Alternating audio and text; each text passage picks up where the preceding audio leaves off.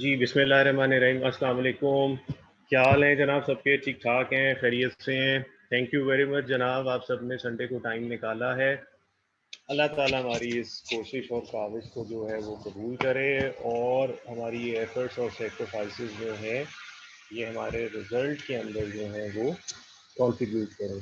आमीन। तो जनाब let's get on to our business. तो ये हमारे ग्रेड ए में जो है अब टोटल जो रिजोनेंस स्टैंडर्ड रह गए हैं वो ये है, एक्सेप्ट 402 वो हम ग्रेड सी के साथ करेंगे। तो आज इसमें से देखते हैं कितने जितने भी स्टैंडर्ड होंगे well and good.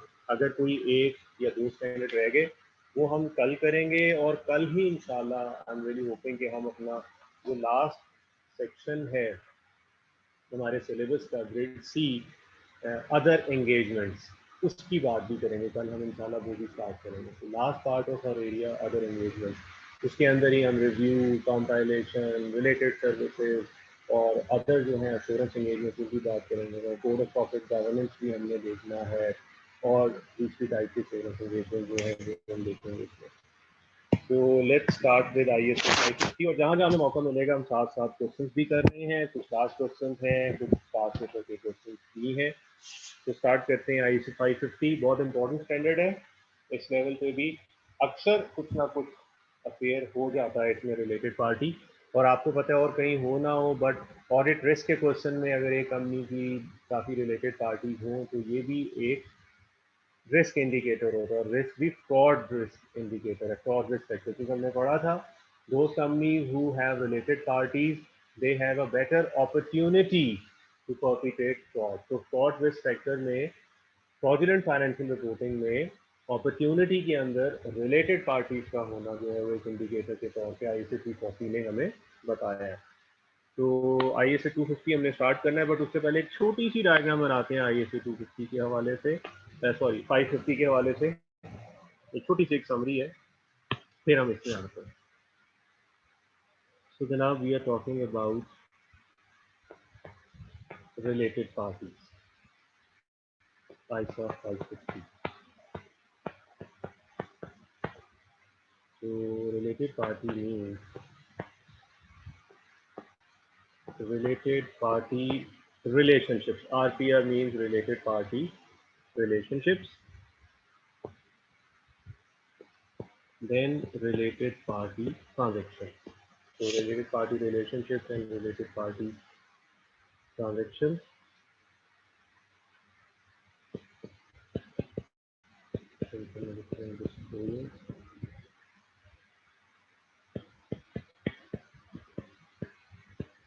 As per IS 24.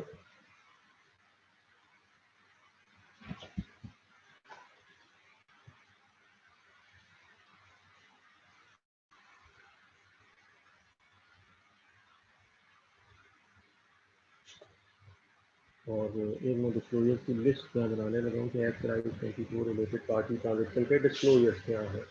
फिर हम डिस्कस करते हैं उसके जल्दी। रिलेटेड पार्टी रिलेशनशिप,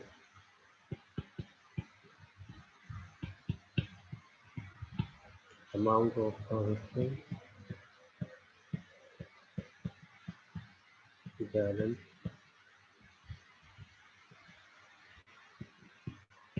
commitment,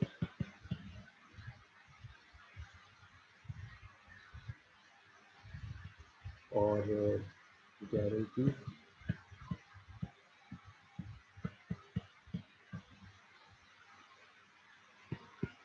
और terms and condition,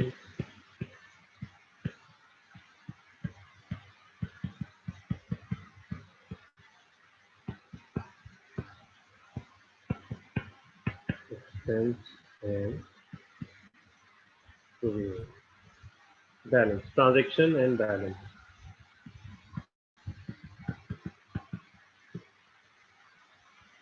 So, as an auditor, what we need to do,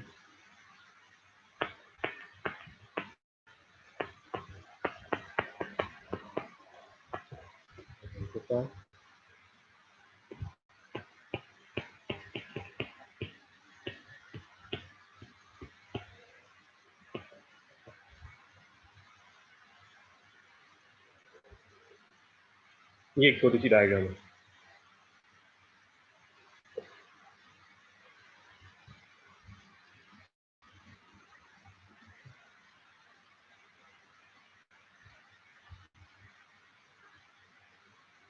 जी उमर, मैंने बिल्कुल कहा था कि अगर कोई प्रॉब्लम है, और मैंने कुछ उसके क्वेश्चन भी आपको बताए थे कि वो जरूर कीजिएगा। प्रोविजन और वो एक फॉरवर्ड कॉन्ट्रैक्ट था यानी कि, तो वो देखा आपने आई से 540 के कॉन्टेक्स्ट में question 540 and I pace 1000 straight straight चीजें भी टेस्ट हो रही होती हैं उसमें।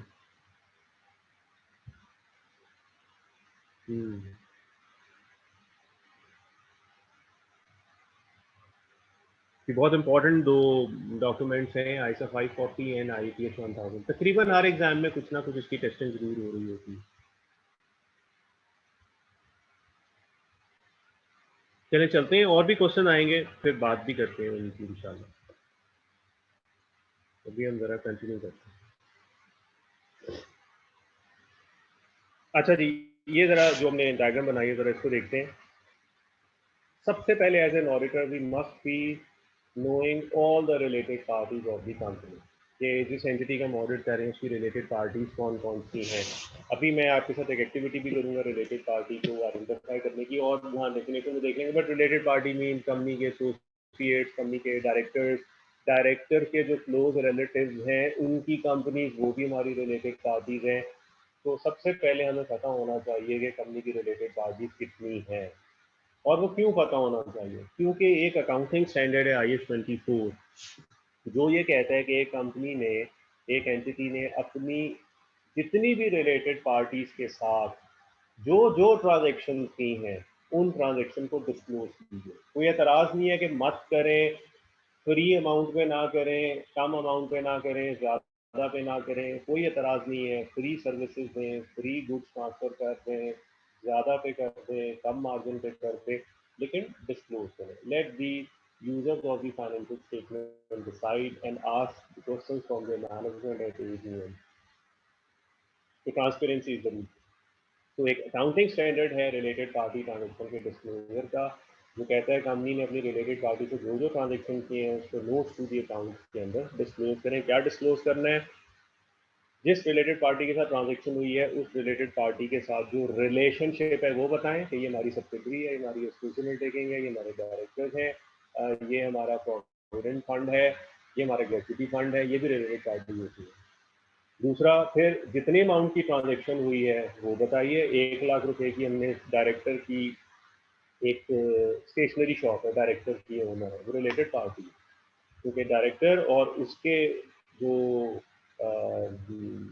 बिजनेस एंटिटीज हैं वो हमारे लिए रिलेटेड, क्योंकि बीच में कॉमन डायरेक्टरशिप है। ठीक है, तो एक डायरेक्टर हमारी कंपनी में भी डायरेक्टर है, एक दूसरी कंपनी में डायरेक्टर है, वो भी रिलेटेड। वो एक सोल राइटर काम कर रहा है, वो सोल राइटर एंटिटी हमारी कंपनी की रिलेटेड पार्टी है। वो डायरेक्टर एक पार्टनरशिप बिजनेस में पार्टनर है, वो पार्टनरशिप बिजनेस हमारी बिजनेस एंड हमारी एंटिटी की रिलेटेड एंटिटी है। तो रिलेशन बताएं, नेचर बताएं, लोगों को समझने में आसानी हो कि इससे ताल्लुक क्या है, कितनी अमाउंट की ट्रांजेक्शन हुई, ईयर एंड के ऊपर कोई रिसीवेबल पेबल का बैलेंस बचा हुआ है वो बैलेंस भी बताएं।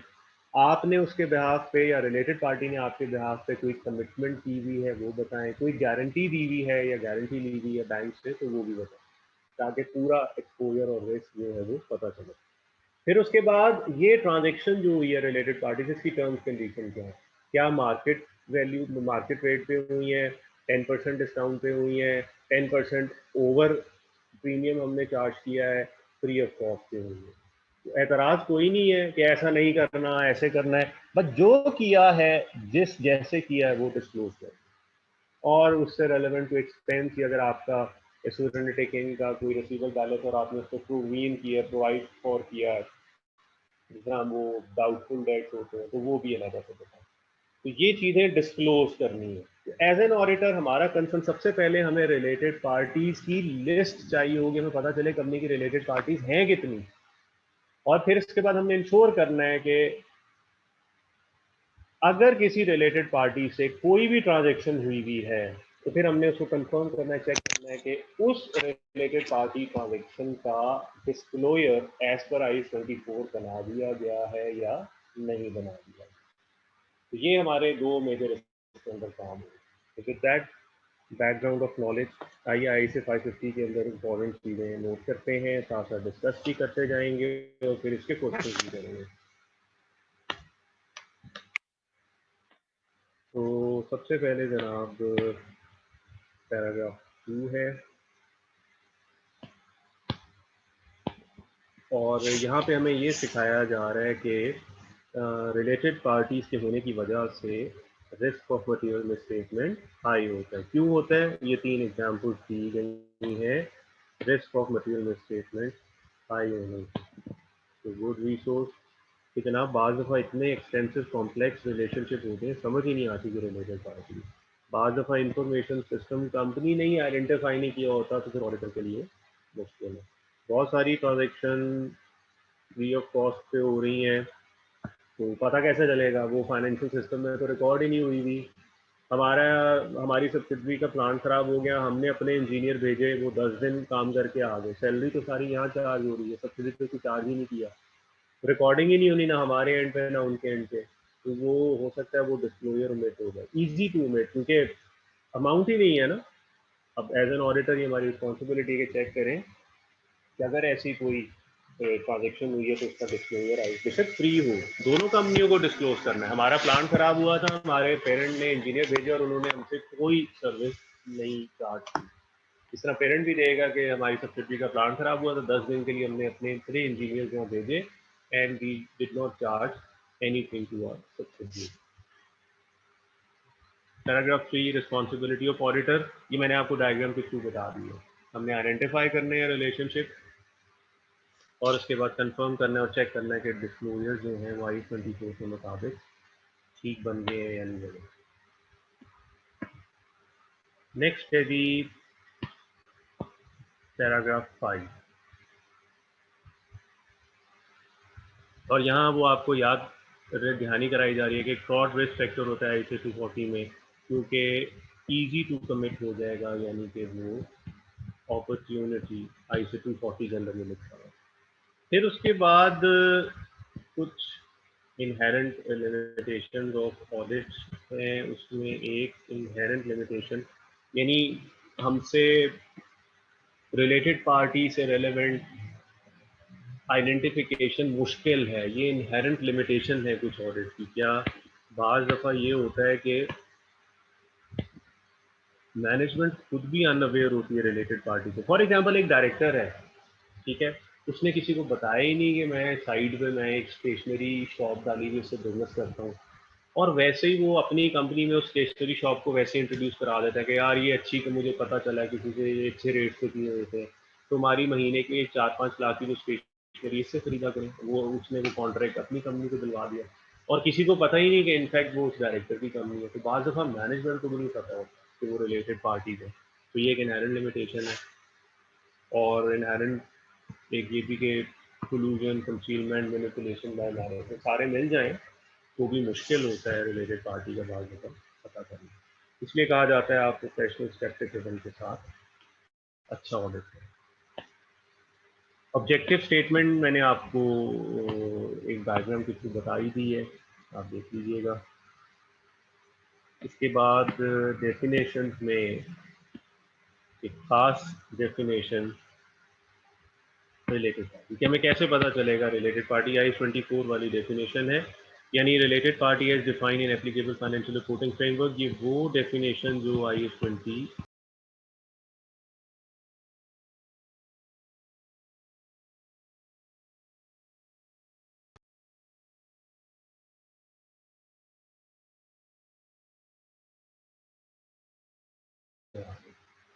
फिर उसके बाद हमारे ऊपर किसी और हमारा किसी के ऊपर कंट्रोल या significance, so it works both ways.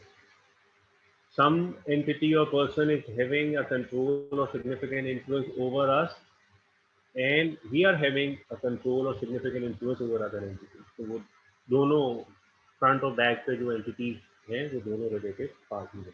फिर हम दो कंपनीज किसी के कॉमन कंट्रोल में हैं तो वो दोनों सब्सिडरीज आपस में भी रिलेटेड पार्टी है, क्योंकि उनको एक पेरेंट जो है कंट्रोल कर।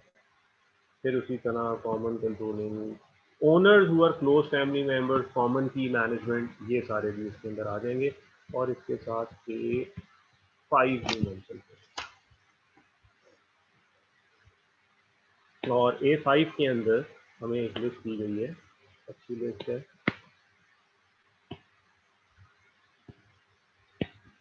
Existence of following may indicate the presence of control और सिग्निफिकेंस। तो ये कुछ फैक्टर्स दिए गए हैं, इससे आपको पता चल सकता है कि ये कोई कंट्रोल या सिग्निफिकेंट इन्फ्लुएंस की बात हो रही है।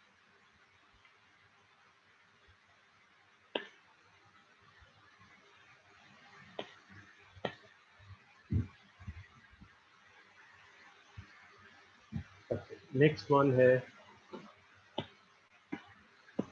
पैराग्राफ 12।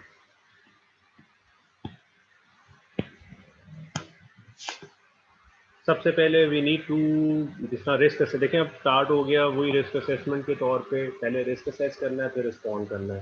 तो जब हम एंटिटी को अंडरस्टैंड कर रहे हैं तो उस वक्त एंटिटी की related party relationship and transaction को भी अंडरस्टैंड हमने करना है जी। पैरा A9 में एक वो डिस्कशन अमंग एंगेजमेंट टीम, मैंने आपको बताया कि फ्रॉड के अंदर भी हमने पढ़ा था डिस्कशन अमंग एंगेजमेंट टीम। फिर जब 250 पढ़ा था कंप्लायंस वाला स्टैंडर्ड लॉ, इसमें भी डिस्कशन। और इसके बाद ये हम देख रहे हैं कि रिलेटेड पार्टीज, इसमें भी discussion among engagement team A9 10।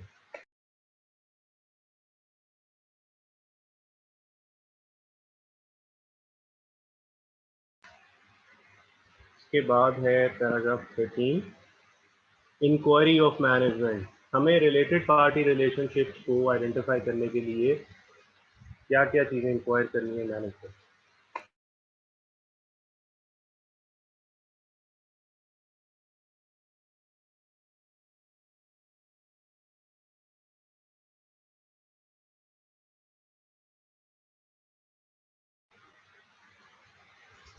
इसमें एक तो identity of entities related party, और उसके बाद है नेचर ऑफ रिलेशनशिप,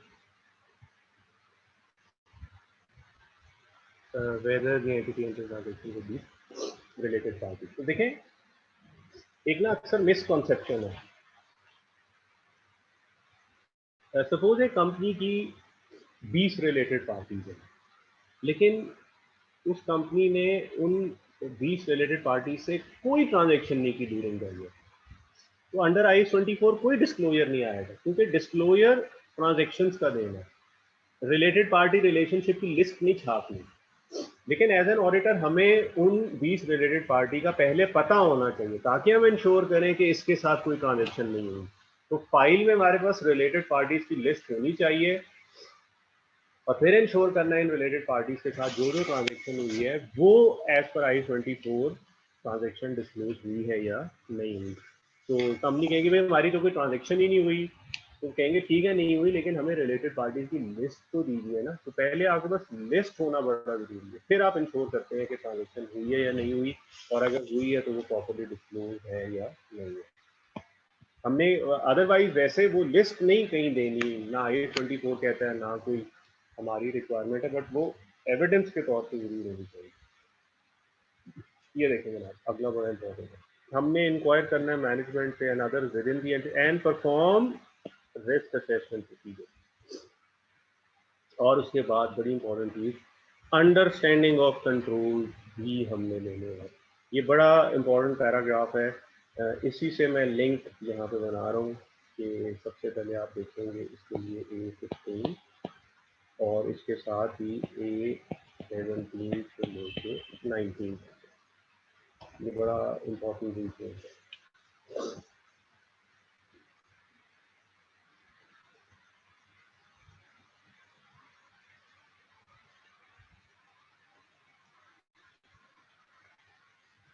और मैं चाहूँगा कि मैं इसके ऊपर भी आपके एक्सरसाइज करूँ A15 A17 के लिए।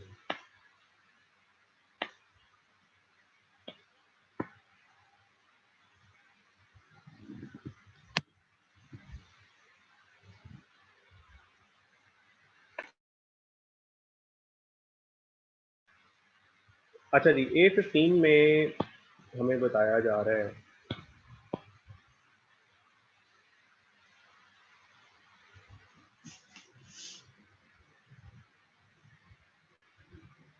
कंपनी में वो कौन कौन लोग होंगे जिनसे आप रिलेटेड पार्टी के बारे में इंफॉर्मेशन लेंगे या इंटरनल कंट्रोल के बारे में आप पूछेंगे, इंक्वायर करेंगे। तो ये वो लिस्ट है, दोज पर्सन और the department in the organisation to whom you will be directing your person। इसके बाद मैंने मार्क कराया A17, 18 एंड 19। ये देखिए A17 वेरी इंपॉर्टेंट इंफॉर्मेशन कि हमें अंडरस्टैंडिंग लेनी है कंपनी के इंटरनल कंट्रोल एनवायरनमेंट की। हमें ये features of control environment risk statement consider करने हैं ड्यूरिंग द ऑडिट।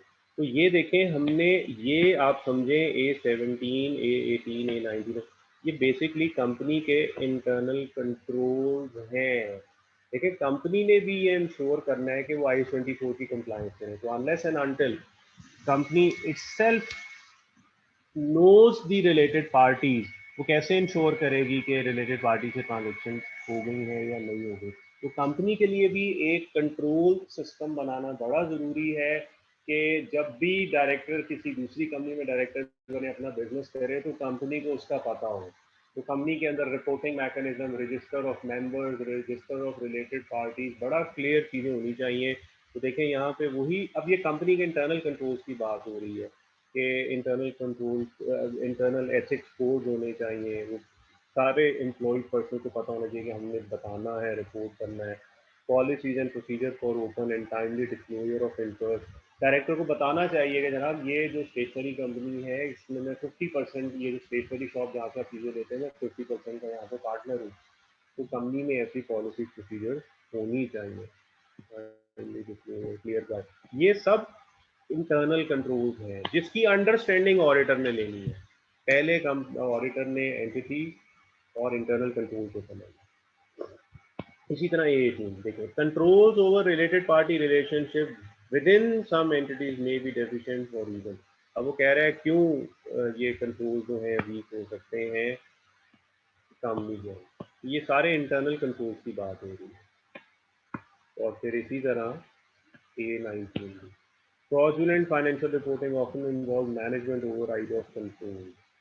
यहाँ पे आपको वो बताया जा रहा है मैनेजमेंट ओवरराइड ऑफ कंट्रोल का, कि मैनेजमेंट जो है वो कैसे फ्रॉड कर सकती है रिलेटेड पार्टीज के साथ मिल के। For creating fictitious terms of transaction with related parties designed to misrepresent the business right. यहाँ पे आपको एग्जांपल दी जा रही है कि कंपनी फ्रॉड कैसे कर सकती है इंटरनल कंट्रोल्स को ओवरराइड करके, specially in the case of related party. तो प्लीज इन पैराग्राफ को बहुत ध्यान से पढ़ना है क्योंकि इंटरनल कंट्रोल्स की बात हो रही है। इसके बाद नेक्स्ट है जी पैराग्राफ 15। अब हमें अलर्ट रहना है ड्यूरिंग द ऑडिट। कैसे हमें अलर्ट रहना है? जब हम रिकॉर्ड इंस्पेक्ट कर रहे हो, क्योंकि कुछ चीज़ें इंडिकेट करेंगी existence of related that management has not previously identified और डिस्क्लोज। तो एक तो देखिए ना, आपने उनसे सवाल पूछे, डिस्कस किया, आपके पास एक लिस्ट आ गई कि जनाब ये हमारी 20 रिलेटेड पार्टी है, मैनेजमेंट ने दे दी। लेकिन आपने अलर्ट रहना है जब आप ऑडिट कर रहे हैं, डिफरेंट ट्रांजेक्शन को वाउच कर रहे हैं, ट्रेसिंग कर रहे हैं, तो वहाँ पे हो सकता है आपको लगे अरे यार ये ट्रांजेक्शन सस्पिशियस है, ये तो रिलेटेड पार्टी ही लग रही है जो कि हमारे पास लिस्ट में नहीं है। तो बी वॉचफुल, बी माइंडफुल। ऐसी सिचुएशन हो सकती हैं जहाँ पे आपको फिर रिलेटेड पार्टीज की मजीद इंडिकेशन मिले जो वहाँ पे नहीं है। और ये बड़ी ज़बरदस्त कॉम्प्रिहेंसिव लिस्ट है ये 22 और 23 में, ये जो सिचुएशंस दी गई हैं कि हमें कैसे पता चलेगा।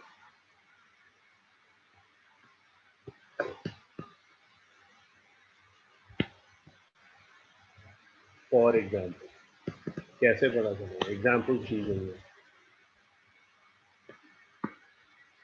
मसलन आपके पास एक कंफर्मेशन आता है, वहां से पता चलता है एंटिटी की इनकम टैक्स रिटर्न में रिलेटेड पार्टी के डिस्क्लोजर आता है। अच्छा, कंफर्मेशन से कैसे पता चलेगा? मैं एग्जांपल देता हूँ, ये पूरी लिस्ट है।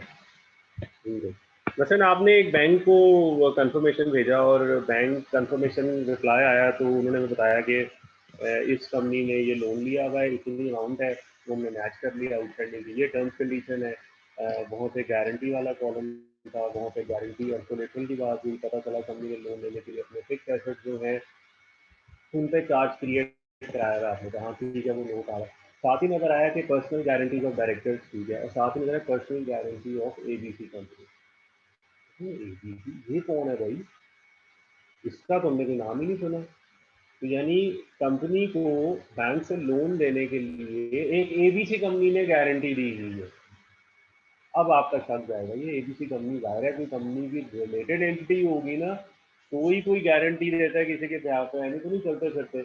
इसलिए रिकॉर्ड डॉक्यूमेंट को बड़े ध्यान से चीज़ों को देखना है, वहाँ से आपको रिलेटेड पार्टीज का बारे में हिंट मिल सकती है जो आपके पास ऑलरेडी डिस्क्लोज ना हो।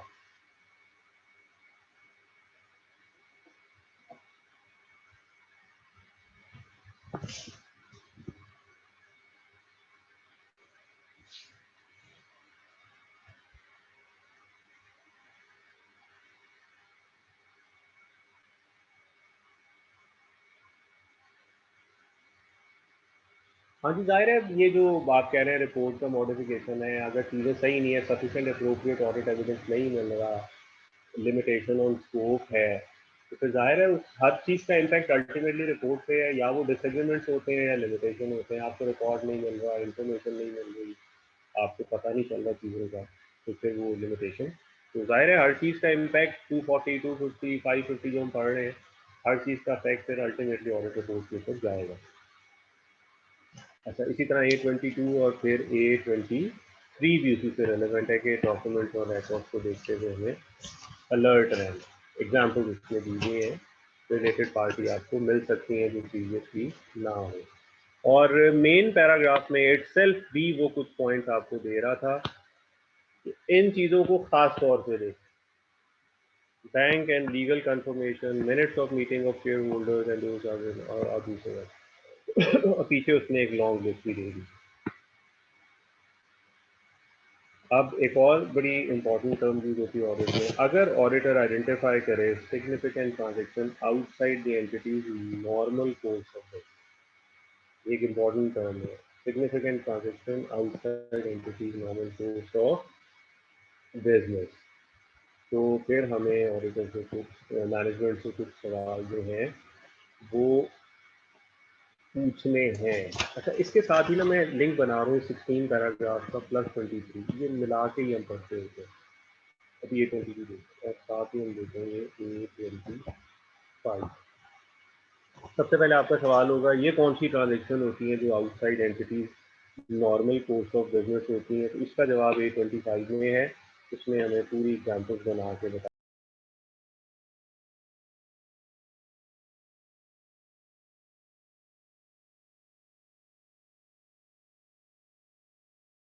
ट्रांजेक्शन जो है, रीस्ट्रक्चरिंग की ट्रांजेक्शन विद ऑफशोर एंटिटीज, मतलब हमारा कोई उधर से इम्पोर्ट एक्सपोर्ट लेना देना नहीं है, बट फिर भी हमने बहामास के साथ फंड ट्रांसफर किए हैं, क्योंकि entity normal course of business से बाहर ट्रांजेक्शन लगे।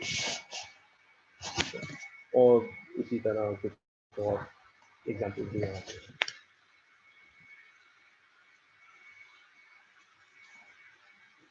अच्छा जी, इसके बाद वापस आते हैं।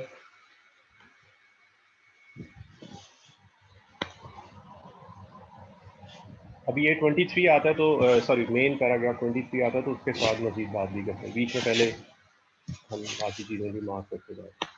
16 के बाद है 19, और ये वो है fraud inspector A29 and A30 देखते हैं। और फ्रॉड इंस्पेक्टर की वो कुछ एग्जाम्पल्स ही दे रहा है, तो इसको भी आप देखेंगे। इसके बाद मैं आ रहा हूँ जी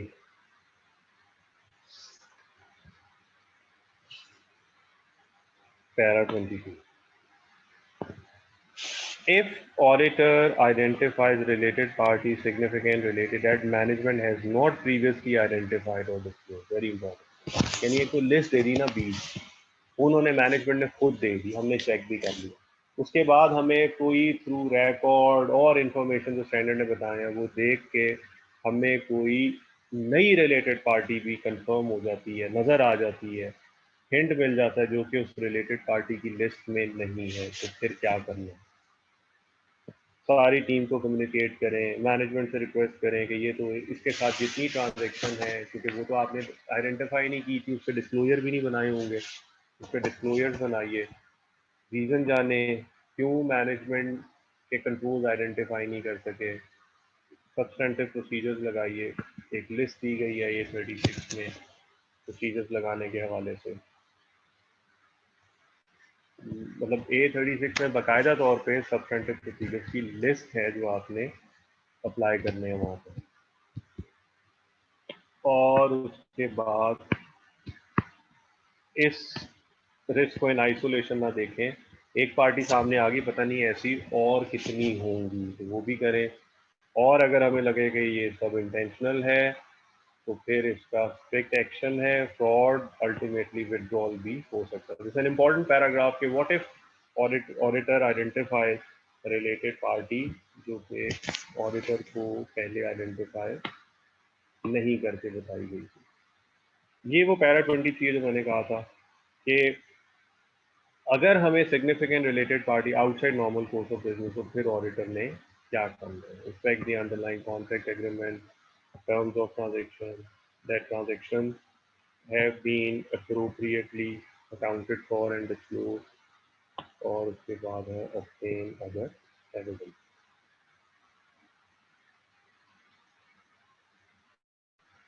उसके बाद फिर हमें रिलेटेड पार्टी से रेलेवेंट कुछ स्पेसिफिक रिटन रिप्रेजेंटेशन भी लेने हैं, एंड अच्छा आइए अब एक क्वेश्चन करते हैं रिलेटेड पार्टी से रेलेवेंट। क्लास क्वेश्चन करते हैं, फिर जरा इसका पास होता हुआ क्वेश्चन भी देखेंगे।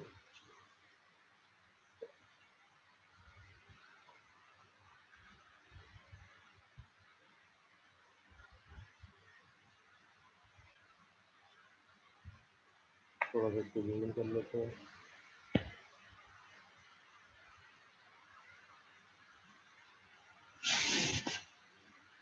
रिक्वायरमेंट ये है इस क्वेश्चन की नीचे कि based on the information given above, identify potential related party transaction you expect to encounter during the audit of, and what disclosure if any will be required। तो पहले तो आपने रिलेटेड पार्टीज आइडेंटिफाई करनी है audit के लिए, और फिर बताना है कि उन रिलेटेड पार्टीज के साथ कौन सी ट्रांजेक्शन है जो हम डिस्क्लोज करेंगे, करना चाहिए कंपनी को फाइनेंशियल स्टेटमेंट के अंदर। तो हम वन बाय वन ये सारी इंफॉर्मेशन करते हैं, और फिर जो कुछ हमने अभी पढ़ा है समझा है उसको यहाँ पे अप्लाई करें।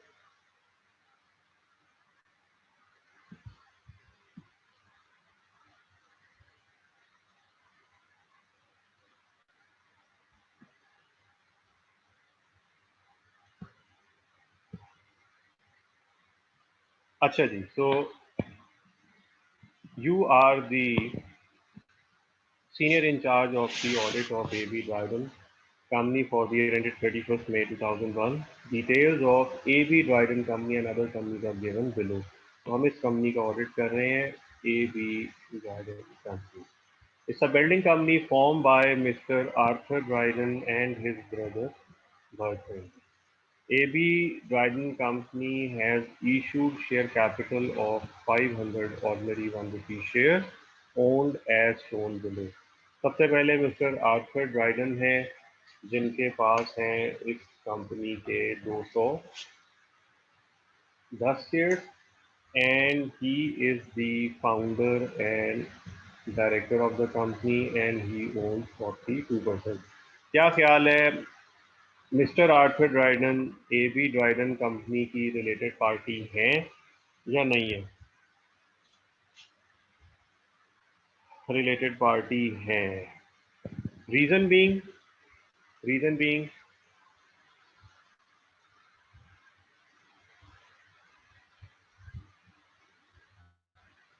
कौन सा interest? Yes, he is the director.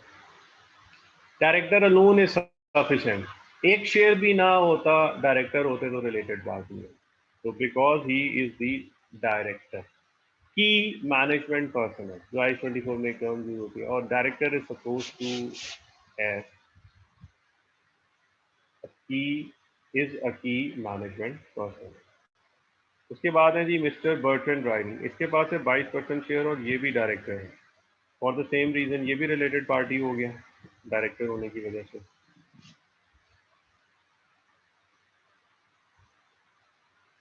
Catherine Brydon, जो के हैं ये मिस्टर बर्ट्रैंड राइलिंग की वाइफ, और इनके पास भी कंपनी में 20% शेयर हैं और ये कंपनी सेक्रेटरी भी हैं। ये बताएं क्या कैथरीन ब्राइडन रिलेटेड पार्टी है, और हैं तो किस रीजन की वजह से? कैथरीन ब्राइडन रिलेटेड पार्टी है, रीजन की वजह से yes, spouse of a director, यही बहुत है। कंपनी सेक्रेटरी की मैनेजमेंट पर्सनल नहीं होता, याद रखें। कंपनी सेक्रेटरी कोई डिसीजन नहीं करता कंपनी में, वो तो सिर्फ डिसीजंस को इम्प्लीमेंट करता है। तो being company secretary is not a related party. 20% share हैं यस, बट मेन कोई शेयर ना होते just because spouse of a director, close family member, related party. एमा हार्डी, इसके पास 20 शेयर है, 4% है, और आगे भी कुछ भी नहीं लिखा है।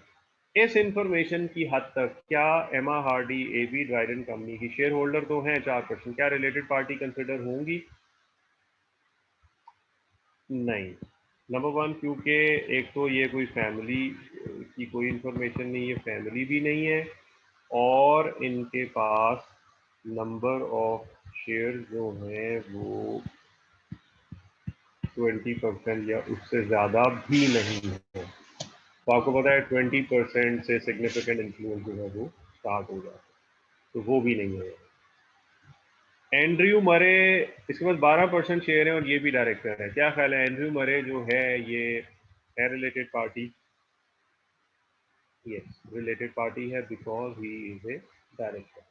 बिल्कुल ठीक है। तो अभी तो हमने आइडेंटिफाई किया रिलेटेड पार्टीज को। अभी देखते हैं कि ट्रांजैक्शंस कौन सी अगर कोई हो रही हैं, हो सकता है और भी पार्टीज आ रही हो और भी कोई ट्रांजैक्शन है, तो वो भी हम देखते हैं। तो एंड्रयू मरे के बारे में कुछ मजीद बात हो रही है। एंड्रयू मरे इज अ लोकल बिजनेसमैन। अभी एंड्रयू मरे रिलेटेड पार्टी है, वो हमने पहले पढ़ लिया। He is a local businessman and a close friend of both Arthur and Bertrand. He gave both directors, he gave both brothers advice when they set up the company and remained involved through his position on the board of directors. His own company, Murray Design Company, supplies AB Dryden Company with stationery and publicity material. एक नई company आ गई, मरे design company. क्या मरे design company AB Dryden company की related party है? क्यों? Common directorship, क्योंकि मरे डिजाइन कंपनी को एंड्रयू मरे ओन कर रहा है। एंड्रयू मरे AB ड्राइडन कंपनी में डायरेक्टर है। इसकी वजह से ये दोनों एंटिटीज आपस में रिलेटेड पार्टी हो गई। और अब हमें ये भी पता चल गया ट्रांजैक्शन कौन सी डिस्क्लोज करनी है। ये जो ट्रांजैक्शन की गई है, ये वाली, ये ट्रांजैक्शन हमें डिस्क्लोज करनी है। क्या डिस्क्लोज करना है इस ट्रांजैक्शन में? Number one, nature of relationship. इस मरे डिजाइन का यानी ये डिस्क्लोजर होगा, I-24 का बनेगा। नेचर ऑफ रिलेशनशिप, फिर उसके बाद amount of transaction, amount of balance remaining if any, और टर्म्स एंड कंडीशन। किन टर्म्स एंड कंडीशन पे ये स्टेशनरी सप्लाई की गई है, मार्केट प्राइस पे की गई है, अबव है या बिलो है। तो वो जो हमने एक लिस्ट बनाई थी जिसमें एक और नाम आ रहा है दोबारा से एमा हार्डी। ये एमा हार्डी जिसको हमने पहले कहा था कि वो रिलेटेड पार्टी नहीं है। तो Emma Hardy is Arthur Dryden's ex wife. Ex wife means no more a close family member. तो का मतलब है उसका कोई उसके साथ रिलेशन नहीं है, is not considered to be a close family member of a director. She was given her share as part of the divorce settlement. ये जो एमा हार्डी के पास 20 शेयर आए 4%, ये दिए गए थे as part of divorce settlement and has no active involvement in the management of the company. तो ये तो मैं पहले ही पता चल गया था कि वो is not a family any more, और वो सिविल पार्टी नहीं है। Arthur's girlfriend Fiona Dyson. चलें, क्योंकि ये यूके का क्वेश्चन है तो वहाँ पे इस किस्म के रिलेशन यूज कर लेते हैं। आई कैब में क्वेश्चन आएगा तो ऐसा नहीं होगा, यहाँ लिखा होगा after second wife Fiona Dyson, ठीक है, तो वो शादी कर चुका होगा। तो आर्थर सेकेंड जो वाइफ है house Fiona Dyson is the company solicitor. यहीं पे रुक जाते हैं। अब ये एक नया कैरेक्टर आ गया फियोना डाइसन। क्या ये एबी ड्राइडन कंपनी की रिलेटेड पार्टी है? क्या miss Fiona Dyson AB Dryden company की रिलेटेड पार्टी है? क्यों जनाब, नो क्यों? क्लोज फैमिली मेंबर में सेकंड वाइफ को नहीं आप ऐड करेंगे, उसके कोई राइट्स नहीं है। शुड भी क्यों भाई, शुड भी होना चाहिए, सेकंड वाइफ है, पूरे बराबर के हकूक हासिल है। अच्छा, अजान हो रही है, हम 1 मिनट के लिए वेट करते हैं, जरा मगरिब की अजान हो जाए फिर हम कंटिन्यू करें, या साथ ही नमाज पढ़ लें, क्योंकि मुझे याद आया फिर टाइम थोड़ा रह जाएगा। तो जल्दी से 5 मिनट्स की ब्रेक कर लेते हैं, मगरिब की नमाज पढ़ लेते हैं, अजान हो रही है, साथ ही नमाज पढ़ के let's come back in 5 minutes. ठीक है, तुम नमाज पढ़ के वापस आ रहे हैं।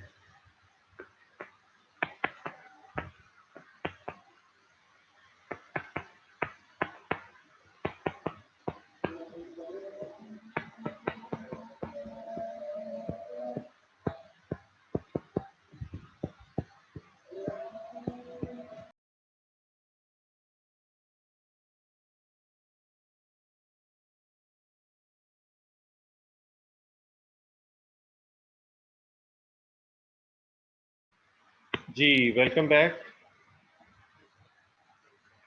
आइए जनाब कंटिन्यू करते हैं।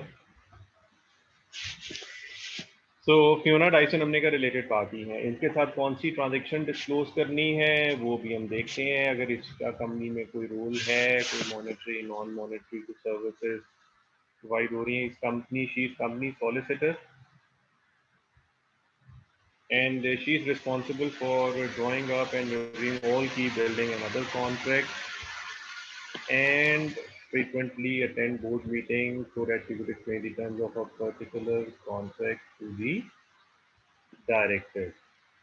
तो हर पर्सनल इन्वॉल्वमेंट उससे, तो बेसिकली वो चूँकि कंपनी की सॉलिसिटर है और वो ये सारे कॉन्ट्रैक्ट बनाती है, तो probably this would be the transaction that needs to be disclose और रिलेशनशिप, फिर उसके बाद amount of transaction, balance outstanding if any at closing date and terms and conditions. इसके बाद नेक्स्ट आ रहा है जी, एक और कंपनी आ रही है कट्स एंड कर्ल्स कंपनी। तो ये भी देखना पड़ेगा कि इसका हमारे साथ एबी ड्राइडन कंपनी के साथ क्या लिंक है। इट्स अ पूडल पार्लर, वो जो स्मॉल डॉग पपीज होते हैं उनका पार्लर है जहाँ पे वो तैयार होते हैं। इसमें 50% शेयर जो हैं ओन बाय एमा हार्डी, वो जो डायरेक्टर है उसकी ex wife, and 50% by Gillian Dryden who is Arthur and Emma daughter. तो उनके क्या कहें, उनके प्यार की निशानी है, उनकी एक बेटी है। तो ये पूरी पार्लर में 50% जो है वो एक्स वाइफ के शेयर हैं और 50% उन दोनों की के जो डॉटर है उनके हैं। तो सवाल ये है कि क्या Cuts and Curls company AB Dryden company की रिलेटेड पार्टी है?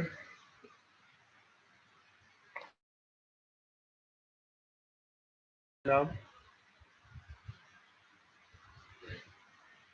हाँ, डॉटर की वजह से उसके पास 50% है। इसमें थोड़ी और डिटेल डिस्कशन भी चाहिए कि इसकी मेजर और माइनर, अगर वो मेजर है तो फिर इंडिपेंडेंट है, फिर इतना इन्फ्लुएंस नहीं है।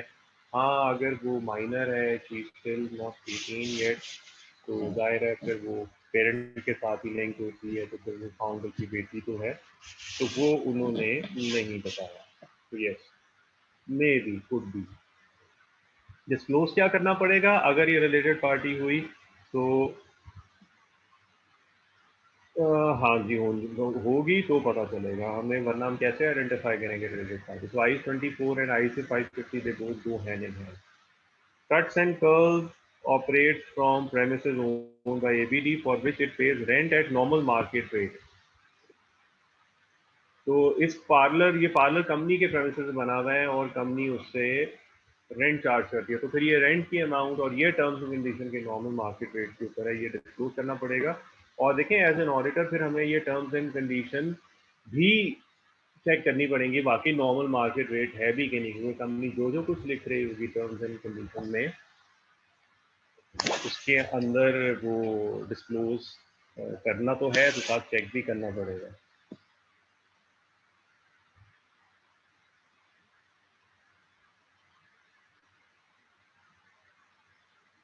तो दिस वन, और इसके बाद लास्ट अभी एक और रहता है, वो भी देखते हैं।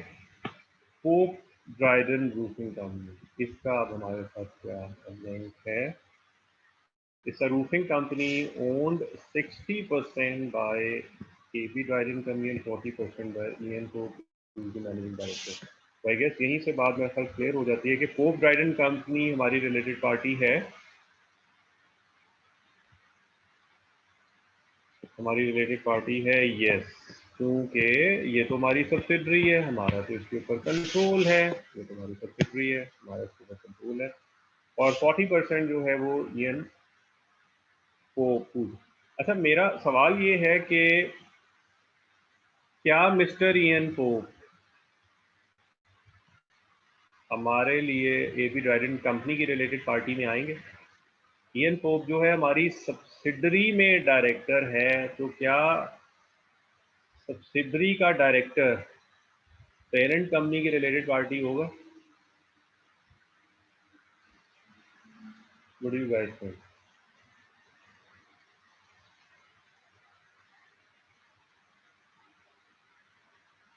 अच्छा, अब थिंक वो ट्रिकी फ्रॉम हियर।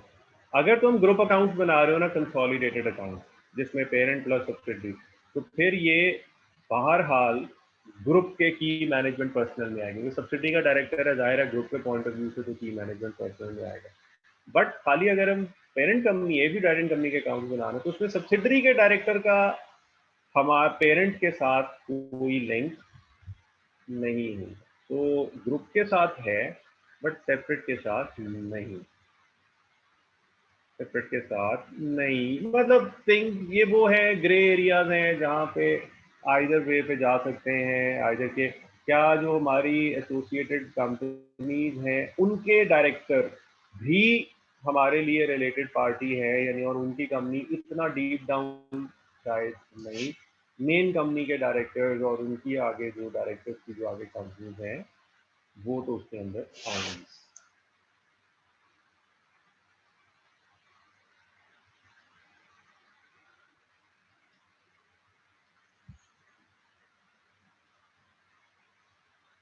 अच्छा, तो इसके बाद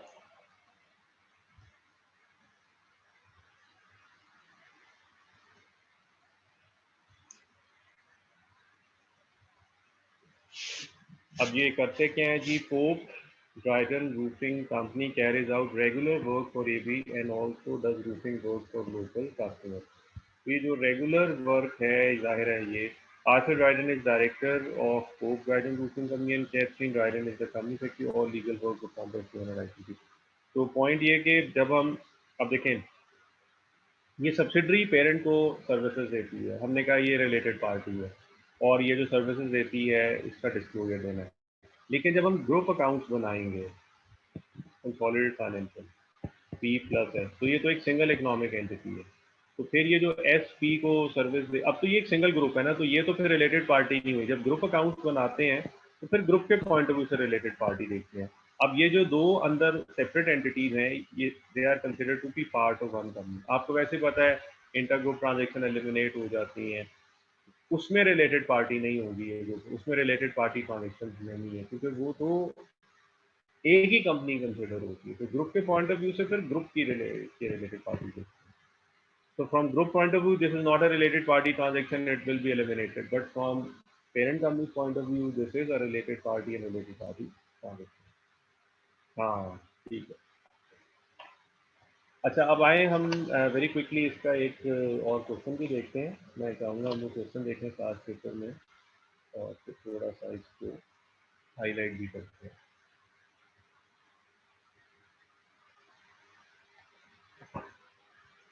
ये क्वेश्चन है जी 2018 दिसंबर का क्वेश्चन नंबर 6 पार्ट बी।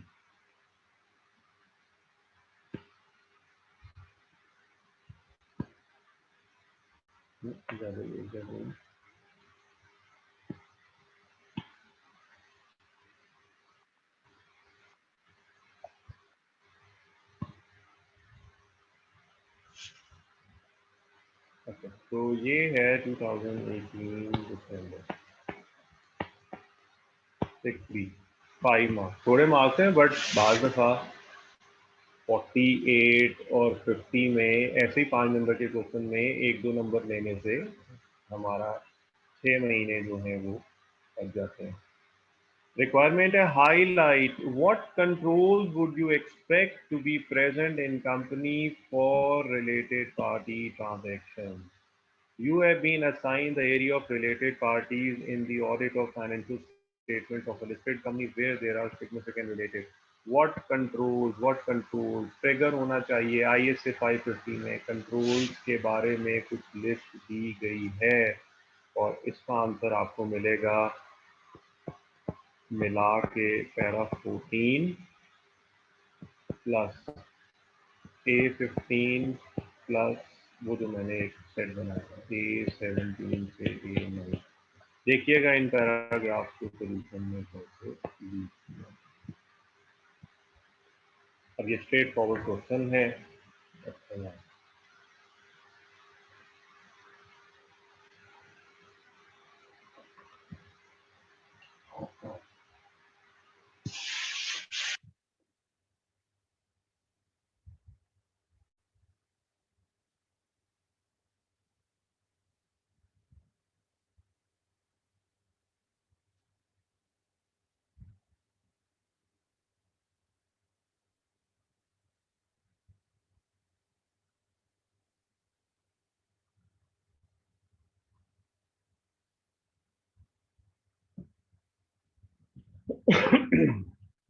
अच्छा चलें तो स्ट्रेट फॉरवर्ड का क्वेश्चन था।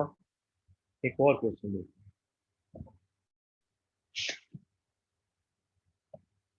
2016 दिसंबर का ये पेपर है।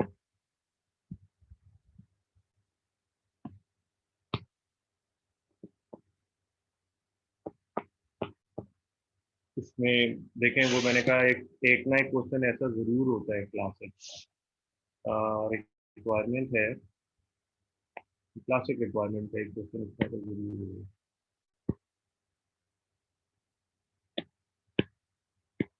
अच्छा रिक्वायरमेंट देखें evaluate the above situation and determine the course of action।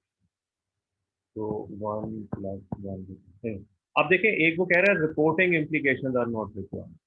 आप देखें उसे तो जब आप determine the course of action करते हैं, मैंने कहा ना कोर्स ऑफ एक्शन का मतलब है कि आज से ऑनवर्ड आपको क्या ऑडिट प्रोसीजर्स लगाने हैं, क्या ऑडिट एविडेंसेस लेने हैं, और अगर ये प्रोसीजर्स लग के आपको इनमें स्टेटमेंट कंफर्म हो जाती है या ऑडिट एविडेंस नहीं मिलते तो फिर आपकी रिपोर्ट पे क्या इम्पैक्ट आएगा। लेकिन इस दफा उसने कह दिया कि भाई आपने मुझे रिपोर्ट वाले पॉइंट्स नहीं बताने के, ये ना हुआ तो हम क्वालिफाई कर देंगे, ये ना हुआ ऐसे ना हुआ एविडेंस ना मिला तो हम लिमिटेशन हमको कह रहे रिपोर्ट के अलावा कोर्स ऑफ एक्शन बताएंगे व्हाट फॉर। यानी अब इसमें ऑडिट प्रोसीजर क्या होंगे, एविडेंसेस क्या होंगे, आप मैनेजमेंट से क्या क्या चीजें कम्युनिकेट करेंगे, जो सारी गवर्नमेंट से, और इवेल्युएट करने के लिए सिचुएशन तो मैंने कहा इस पॉइंट से पहले जिसमें इशू क्या है उसकी सिग्निफिकेंस क्या है। तो ये मेजोरिटी इसमें दो चीजें। तो ये जो पैराग्राफ ये जो क्वेश्चन का पार्ट बी है ये ISA 550 के ऊपर बेस कर रहा है and this is this is revolving around para 22। मुझे देख के बता सकते हैं पैरा 22 क्या है। मैंने आपको भी मार्क कराया था तो मुझे देख के बताएगा जल्दी से पढ़ के कि पैरा 22 में क्या चीज़ डिस्कस हो रही है, क्या मसले मसाइल है।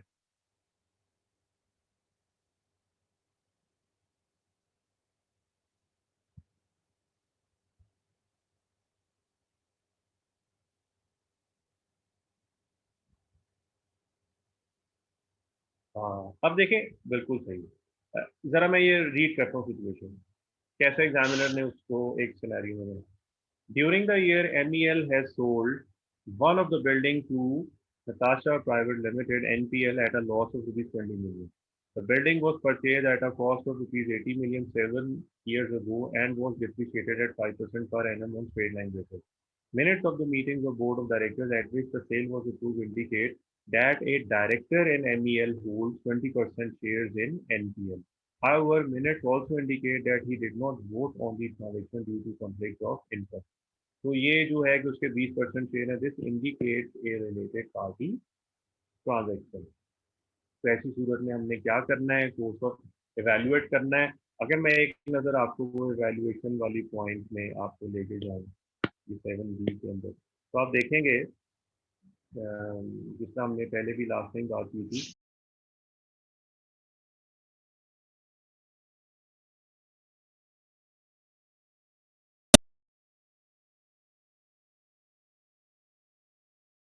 तो आइडेंटिफाई करें इशू क्या है, इसमें अकाउंटिंग क्या इन्वॉल्व है, ऑडिटिंग क्या इन्वॉल्व है, और फिर नीचे कोर्स ऑफ एक्शन के जनाब देखें कि वो रीज़न फॉर डिस्क्लोजर लॉस में क्यों देता है, क्या जनाब उसमें कोई रिलेटेड पार्टी की रीज़न की वजह से लॉस है, या क्या प्रॉपरली डिस्क्लोज हुआ या नहीं हुआ। इसी तरह इसका जो 7A पार्ट है वो इंशाल्लाह हम 580 अभी रिटन रिप्रेजेंटेशन करते हैं उसमें। इसमें आप देखें, वो जो एक पॉइंट था मैंने कहा था, अब यहाँ पे दोनों की वेटेज देखें, अब इवेल्युएशन ज्यादा हो गया है और कोर्स ऑफ तकरीबन बराबर बराबर हो। इससे पहले तक इवैल्यूएशन छोटा, कोर्स ऑफ एक्शन ज्यादा। ये डिपेंड करेगा कि ऑडिट के किस स्टेज में आप बैठे हैं, वहां तक इवैल्यूएशन के लिए ज्यादा मटेरियल है डिस्कस करने वाला, या ज्यादातर कोर्स ऑफ एक्शन फर्दर काम के अंदर ज्यादा पॉइंट होते हैं वैल्यू, बट ये जरूरी नहीं है, जितना मैंने आपको यहाँ पे ये एक्सप्लेन बना के दी। तो ये डिपेंड करेगा कि आप कैसे लेके चलेंगे।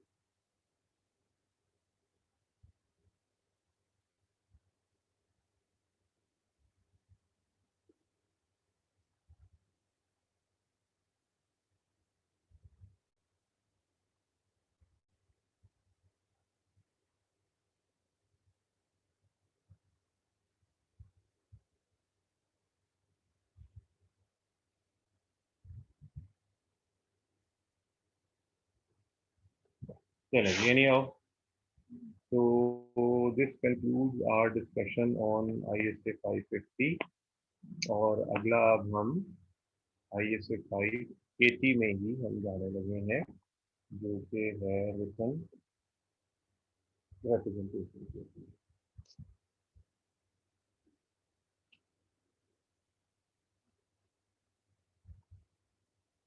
580 रिटर्न रिप्रेजेंटेशन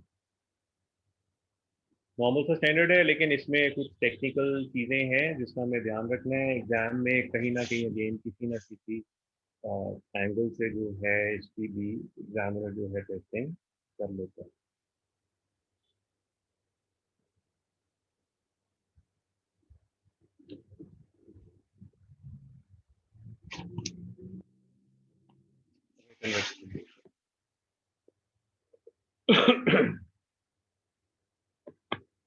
अच्छा जी, एक सबसे पहले तो इसमें पैराग्राफ 2 है और एक अपेंडिक्स 1।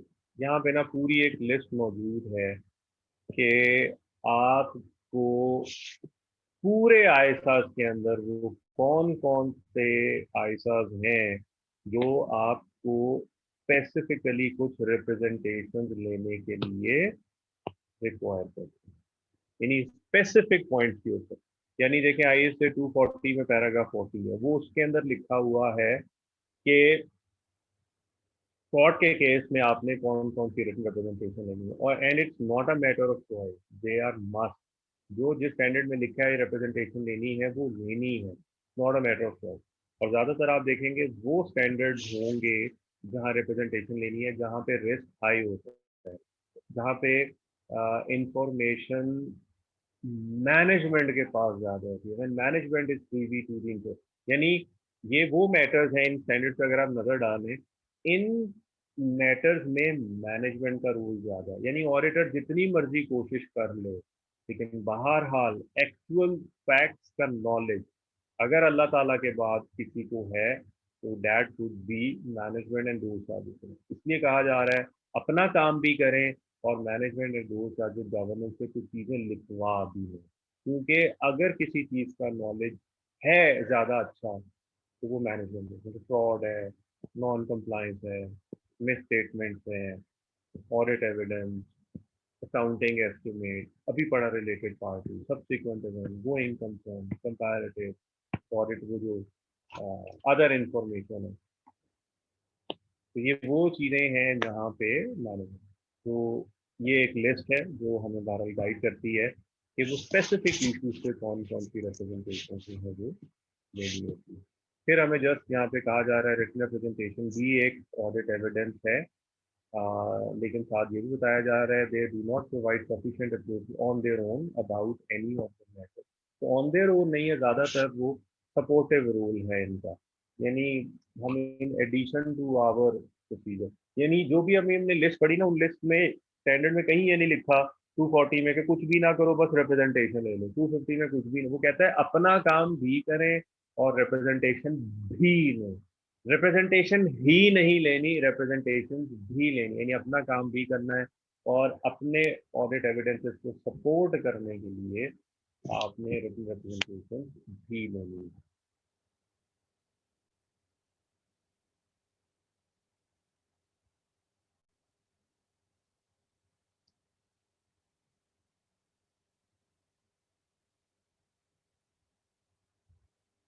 ठीक है, अब आया देखिए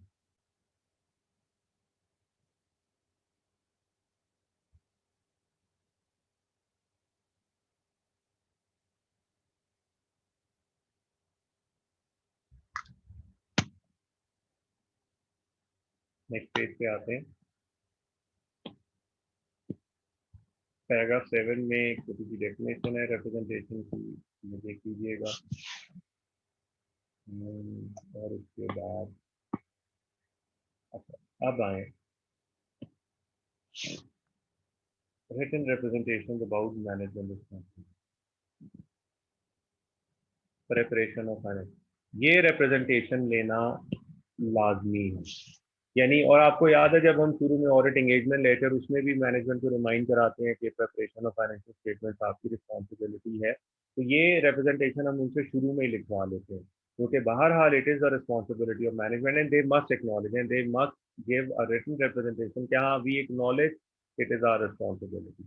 तो प्रिपरेशन ऑफ फाइनेंशियल स्टेटमेंट की रिस्पॉन्सिबिलिटी, बल्कि ना मैं एक अक्सर एक निमोनिक यूज करता हूँ यहाँ पे एफ आई, ये तीन चीजें ऐसी हैं FINT जिन चीजों का सिवाय इस चीज के कि मैनेजमेंट हमें लिख के रिप्रेजेंट करे कि ये चीजें हो गई हैं और ऐसे हैं, एज एन ऑडिट हम जो कुछ मर्जी करते रहे हम प्रूफ नहीं कर सकते। These for these three methods written representation is the only source of evidence. Number one, preparation of financial statement, preparation of financial statement. दूसरा, ये तो मैं इसमें ये फिट में एफ यहाँ से मैंने फिट किया। फिर है आई और ये है टी, इंफॉर्मेशन प्रोवाइडेड, इस चीज का एविडेंस के मैनेजमेंट ने हमें कंप्लीट डेटा प्रोवाइड कर दिया, इस चीज के अलावा कोई नहीं है कि मैनेजमेंट हमें लिख के दे, क्योंकि देखे ना सेल्स का डाटा उन्होंने हमें क्या पता कंपनी की और सेल्स इनवॉइसेस भी हैं, तो बहरहाल मैनेजमेंट को ये कहीं ना कहीं में लिख के देना पड़ेगा कि that is all we have, so all the information has been provided to you, इसका एविडेंस मैनेजमेंट को ही लिख के दें। तीसरा, कंप्लीटनेस ऑफ नॉलेज, सारी ट्रांजेक्शन जो हैं वो कंप्लीटली हमने रिकॉर्ड कर दी हैं, ये भी मैनेजमेंट को, तो ये तीन चीजें ऐसी ऑडिट में फिट मैं कहता हूँ FIT, जहाँ पे written representation is the only source of evidence and must be. ठीक है, तो ये तीन ऐसी सिचुएशन है जहाँ पे रिटन रिप्रेजेंटेशन का कोई सब्सटीट्यूट नहीं है। यूजुअली तो हम यही जानते हैं ना कि रिटन रिप्रेजेंटेशन को हम सपोर्ट करने के लिए लेते हैं, जो अदर आईसास में भी लिखा है, जिस तरह मैं कह रहा हूँ to support other audit evidence, but अभी जो फिट पड़ा है ना वो सपोर्ट नहीं है, वो ही मेन एविडेंस है। तो फिट प्लस सपोर्टिव रोल के लिए हम रिटन रिप्रेजेंटेशन लेते हैं। तो वो फिट वाली बात वहाँ पे हो गई। और अब हम कह रहे हैं जो अदर आईसास, ये अगेन अदर आईसास, ये वही अपेंडिक्स 1 में लिस्ट है। कौन कौन से स्टैंडर्ड ऐसे हैं जो आपको ऑडिटर को कहते हैं कि आप अपना काम तो करेंगे, हमने आपको डिटेल में बता दिया है, और फिर आपने सपोर्ट भी करनी है, सपोर्टिव मटेरियल भी देना है। A10 भी देख लीजिएगा, उसमें भी वो सपोर्ट के बारे में उन्होंने बताया। तो दो तरह के रिटन रिप्रेजेंटेशन हो गए। नंबर वन, जहाँ पे रिटन रिप्रेजेंटेशन ही is the only source of evidence, और बाकी जगह पे रिटन रिप्रेजेंटेशन भी ऑब्टेन करना है to support your other auditor. मतलब फ्रॉड में अपना काम भी करना है, मैनेजमेंट से भी लिखवाना है, नॉन कंप्लाइंसेस में खुद भी चेक करने और मैनेजमेंट से भी कंफर्म कराना है। हाँ भाई, यही है ना टोटल में, और तो कोई नहीं है, कोई और सस्पेक्टेड या कोई आइडेंटिफाइड नॉन कंप्लाइंस। फिर अगला सवाल आता है कि what is the form of written representation, क्या होगा। Usually is in the form of written represent address to the auditor, A21, और अपेंडिक्स 2 में एक स्पेसिमेन भी गिवन है रिटन रिप्रेजेंटेशन का। ये रिप्रेजेंटेशन मैनेजमेंट की तरफ से ऑडिटर को लिखा जाता है, तो ये अपेंडिक्स 2 में उसका एक स्पेसिमेन भी। फिर उसके बाद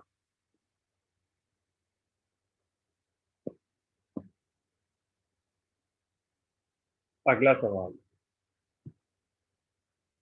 अगर हमें लगे कि ये मैनेजमेंट ने हमें लिख के दी है बात और ये गलत है, यानी हमें डाउट हो गया, शक पैदा हो गया कि यार ये जो मैनेजमेंट हमें रिप्रेजेंटेशन दे रही है ये गलत दे रही है, ये हमें मिस गाइड जा रही है, हमें ये ठीक नहीं लग रहा, हमें ये चीज़ ठीक नहीं लग रही, तो फिर हमें ऐसी सूरत में क्या करना चाहिए। Shall perform audit procedure to attempt to resolve the matter, कि वाकई वो सिर्फ शक ही है या वाकई वो कोई गड़बड़ है, तो फर्दर उस पर काम करें और उस इशू को रिजॉल्व करें। ठीक है, और फिर पैरा 18 में कहते टेक अप्रोप्रिएट एक्शन। तो रिजॉल्व करें, देखें क्या गड़बड़ है, कहाँ पे आपकी अंडरस्टैंडिंग में प्रॉब्लम है या रिटन रिप्रेजेंटेशन वाकई सही नहीं है, तो जो भी जहाँ प्रॉब्लम है ठीक करें। फिर एक और इशू, अब ये छोटे छोटे इशू जो है ना जो हम पढ़ रहे हैं, ये सिनेरियो में आ जाएंगे कि आपने अपने सोर्स से वेरीफाई किया, कंपनी केस हार जाएगी, लेकिन कंपनी ने आपको रिप्रेजेंटेशन दी है कि जनाब हम हैं पाकिस्तानी, हम तो जीतेंगे, हम जीतेंगे। अब क्या करें सिचुएशन, इवेल्युएट, तो इवेल्युएट यही पैराग्राफ है ना कि डाउट क्रिएट हो गया, तो क्या करें, तो इन पैराग्राफ से आपको हेल्प मिलेगी। फिर इसी तरह एक और सिचुएशन हो सकती है कि आपने किसी इशू पे मैनेजमेंट से रिप्रेजेंटेशन मांगी, मैनेजमेंट का चलो चलो बागा में कुछ नहीं लिख के देना, आप खुद चेक करें, तो फिर क्या करना, तो फिर क्या करना, मैनेजमेंट से डिस्कस करें, भाई ज़रूरी है, स्टैंडर्ड में लिखा है रिप्रेजेंटेशन लेनी ज़रूरी है, और फिर रीवैल्यूएट करें, कहीं मैनेजमेंट इसलिए तो नहीं आपको दे रही कि वो चीज़ गलत है और मैनेजमेंट लिख के नहीं देना चाह रही, कहीं मैनेजमेंट की इंटेग्रिटी का इशू तो नहीं है, टेक अप्रोप्रिएट एक्शन। और इसमें 705 भी हो सकता है, अगर रिप्रेजेंटेशन नहीं मिलेगी तो ये लिमिटेशन ऑन स्कोप है, क्योंकि representation is an evidence, evidence नहीं मिलेगा तो लिमिटेशन ऑन स्कोप, तो ये पैराग्राफ भी हेल्प करेगा। फिर एक बड़ी मजे की बात हो रही है, ये देखिए, अगर हमें written representation about management responsibility, ये कौन सी थी, फिफ्थ वन, तीन मैनेजमेंट की रिस्पॉन्सिबिलिटीज हैं, फाइनेंशियल स्टेटमेंट प्रिपेयर करना, ऑडिटर को सारी इंफॉर्मेशन देना, और सारी ट्रांजेक्शन को कम्प्लीटली फाइनेंशियल स्टेटमेंट में प्रोवाइड करना। अगर ऑडिटर को फिट वाली रिप्रेजेंटेशन ना मिली, सीधा ही डिस्क्लेमर। कब, if sufficient doubt about integrity of management and management does not provide written representation. So fit wali representations have a significant impact. Disclaimer देंगे।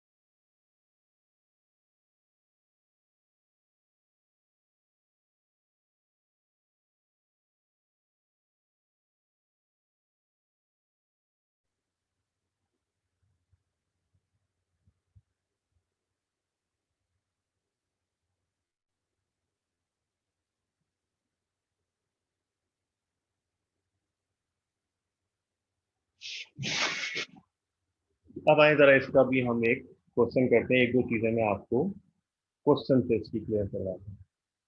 Class question.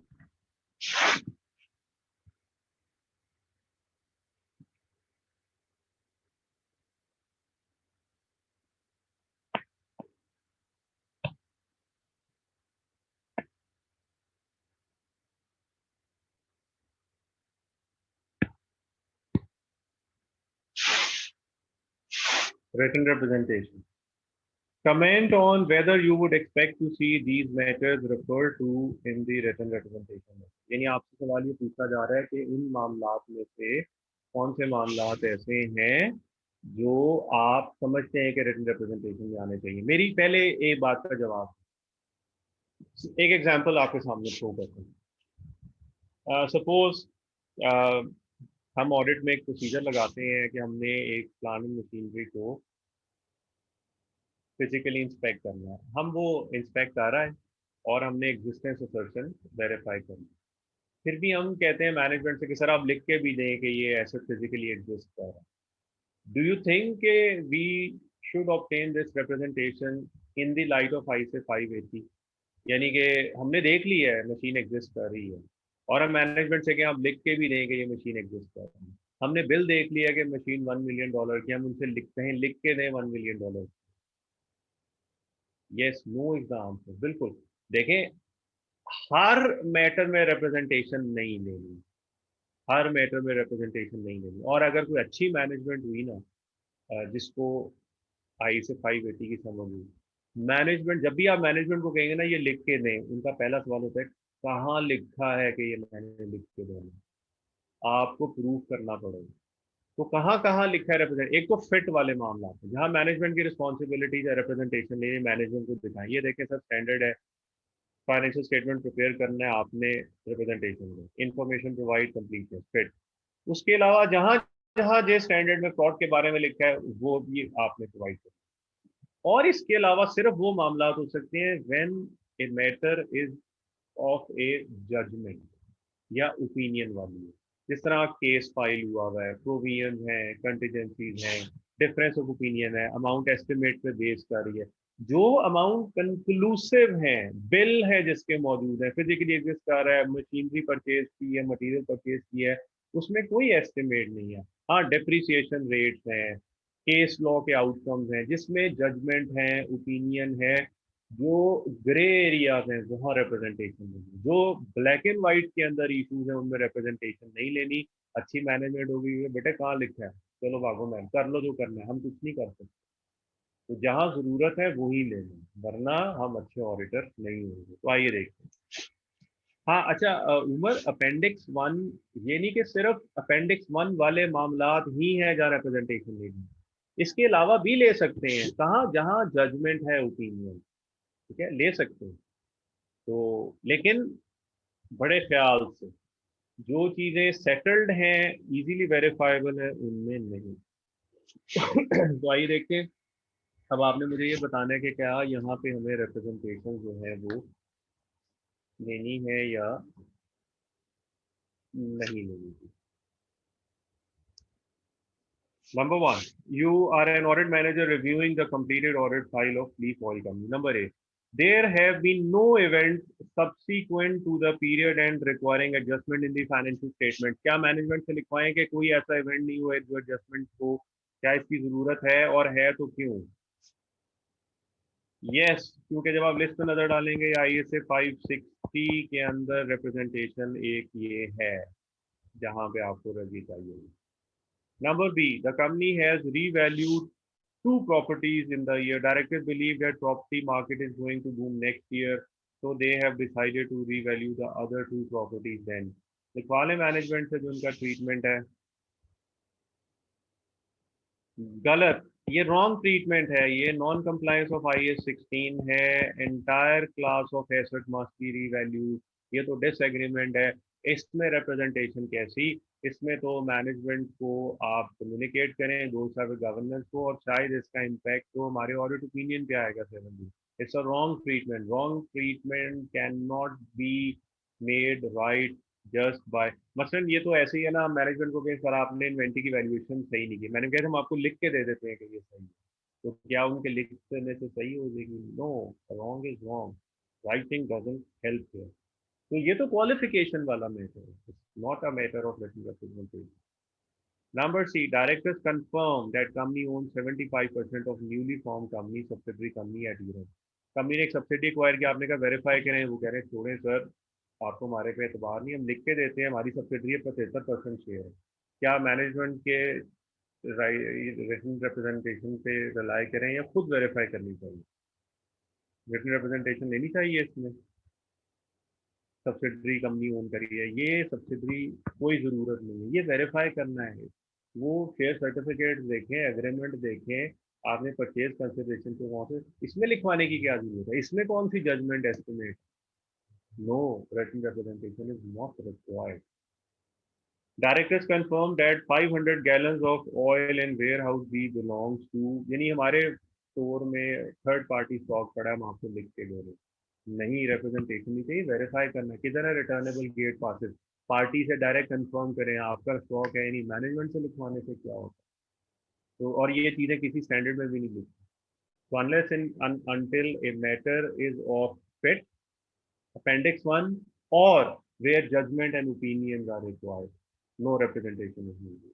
तो तीन चीजें फिर सुन लें, मैंने आपको बताई है जहाँ रिप्रेजेंट, एक तो फिट हो गया मैनेजमेंट रिस्पॉन्सिबिलिटीज, एक अपेंडिक्स 1 हो गया, और तीसरा जहाँ पे अमाउंट जजमेंट पे बेस कर रही हो, ओपिनियन पे बेस कर रही हो, एस्टिमेट पे बेस कर रही हो। और वैसे मैं आपको बताऊँ, ओपिनियन ये वाली चीजें तकरीबन तकरीबन अपेंडिक्स 1 में कवर्ड ही है, यानी ओपिनियन, जजमेंट, ये आई से 540, judgement, fraud, non compliance, going concern, subsequent, तकरीबन तकरीबन कवर ही है। बट उसके अलावा भी अगर आप कोई समझते हैं जहाँ जजमेंट की इशू ओपिनियन है, वहाँ पे आप कर सकते हैं।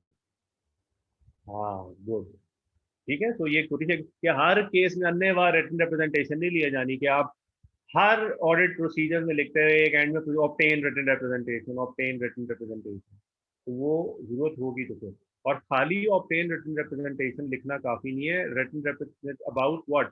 Obtain written representation that company has no intention neither necessity to liquidate the business. पूरा लिखना है, रिप्रेजेंटेशन किस चीज के बारे में चाहिए? Obtain written representation that there are no frauds or suspected frauds to the knowledge of management. तो खाली obtain written representation full stop is not a procedure about what वो लिखना है।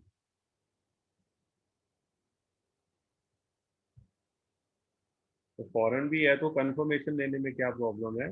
इसमें रिटन जो है हमें कंफर्मेशन लेनी है, इसमें डायरेक्ट कंफर्मेशन चाहिए, again depending upon materiality and significance of the issue.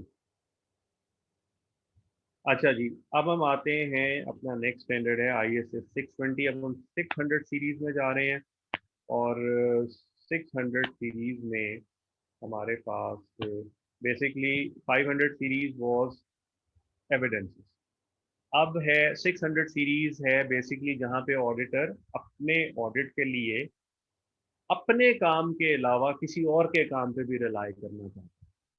यानी हम ऑडिट हमारा है, ओपिनियन हमारा, रिस्पॉन्सिबिलिटी हमारी है, बट फिर भी हम किसी और के किए हुए काम के ऊपर रिलाई करके अपना ओपिनियन फॉर्म करें। तो वो तीन स्टैंडर्ड है 600 में। एक 600 जो कि इंशाल्लाह नेक्स्ट क्लास में हम पढ़ेंगे, कि जहाँ पे कंपोनेंट ऑडिटर, सब्सिडरी का ऑडिटर, तो उससे हेल्प लेंगे ग्रुप अकाउंट करते हुए। 620 पढ़ने लगे हैं ऑडिटर्स एक्सपर्ट, एक मैनेजमेंट एक्सपर्ट होता है और ये एक ऑडिटर एक्सपर्ट। और 610 होगा इंटरनल ऑडिट के ऊपर हम रिलाई। तो सबसे पहले 620 देखते हैं, छोटा सा है 62 सा, तो पहले 620 कर लेते हैं।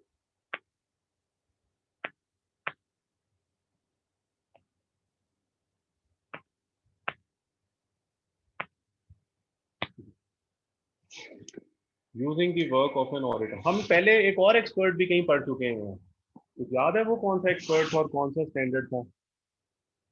ऑडिट में दो तरह के एक्सपर्ट यूज होते हैं, एक ऑडिटर का एक्सपर्ट और एक और कौन सा एक्सपर्ट होता है जी?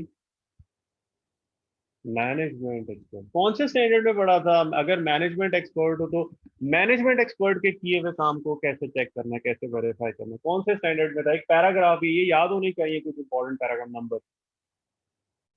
एक स्टैंडर्ड के अंदर यूज ऑफ मैनेजमेंट एक्सपर्ट था, उसको कैसे वेरीफाई करना है। सी क्रो, दो चोंच वाला कौवा हमने बनाया था एक निमोनिक।